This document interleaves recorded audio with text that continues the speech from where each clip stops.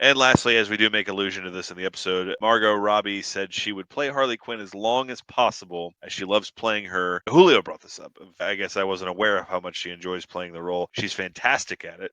She's obviously a very special actress. We've learned that pretty quickly, but just her, I never really had thought about what it would take to pull off Harley Quinn in a Uh, real life movie because it's such a cartoony character and such a cartoony role. But man, she's fantastic.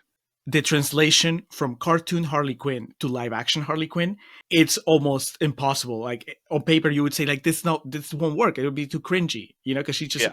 but she does it, and so that's all her. That's the performance. She managed to make it work, and Harley Quinn might return.